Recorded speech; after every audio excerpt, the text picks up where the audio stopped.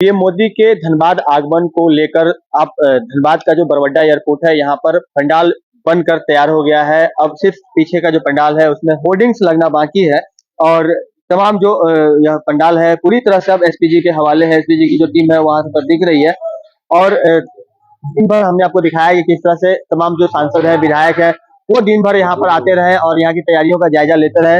हमारे सामने भाजपा नेता मुकेश पांडेय और उनके सहयोगी हैं, उनसे हम बात करने का प्रयास करते हैं, जानते हैं कि किस तरह की तैयारी आज हुई है और कल का किस तरह का नजारा यहाँ धनबाद में रहेगा। बताइए कैसा रहेगा कल का नजारा?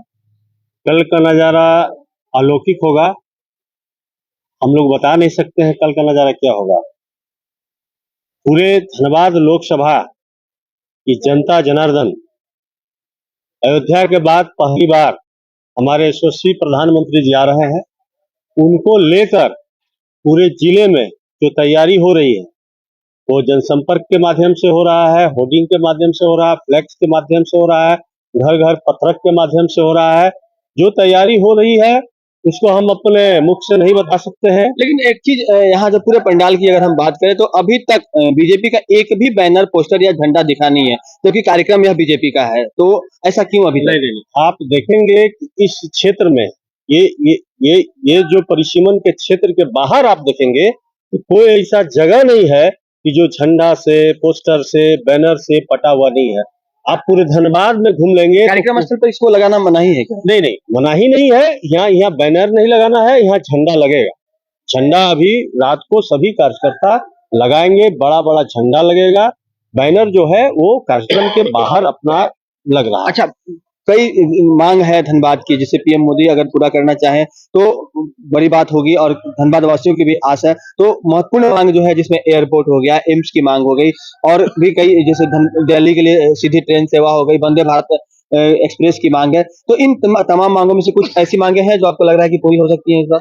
जहां तक माननीय प्रधानमंत्री जी की बात है तो पिछले लोकसभा चुनाव में आए थे, उन्होंने घोषणा किया था कि हल का हमने शिलान्यास किया है, हल का हम उद्घाटन करेंगे। वो तो हो रहा है, उद्घाटन करने आ रहे हैं। आईएसएम को आईआईटी का दर्जा। तो और जहां तक एयरपोर्ट की बात है तो हम लोगों को पूर्ण विश्वास है कि हमारे यशस्वी प्रधानमंत्री एयरपोर्ट भी यहाँ देने का काम करेंगे।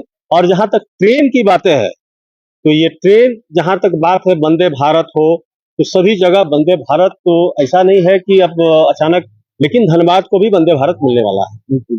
तो अभी मुकेश पांडेय जो कि भाजपा के वरिष्ठ नेता है, इनसे बात हो रही थी और इन्होंने बताया है कि अगर पीएम मोदी का यहाँ आगमन है तो कोयलांचल धनबाद को कुछ न कुछ सौगात जरूर मिलेगी। हालांकि कार्यक्रम स्थल पे अभी तक बीजेपी का बैनर पोस्टर नहीं दिख रहा है, लेकिन देर रात तक ये तमाम जो कार्य है वो संपन्न कर लिया जाएगा और जो कल का नजारा होगा वो अलौकिक होगा, जैसा कि तमाम भाजपाइयों का कहना है। और अगर हम बात करें तो धनबाद के इस जनसभा क्षेत्र से पीएम मोदी कोडरमा, गिरिडीह और धनबाद, ये तीनों लोकसभा को कहीं ना कहीं साधने की कोशिश करेंगे और यहाँ से तीनों लोकसभा की जनता जो है यहाँ पर आकर पीएम मोदी को सुनने के लिए पहुंचेगी। तो कहीं ना कहीं जो कल का नजारा होगा वो कैसा होगा, हम आपको पल पल की अपडेट देते रहेंगे। सहयोगी मुन्ना के साथ राजकुमार जायसवाल, न्यूज़ 22 स्कोप धनबाद।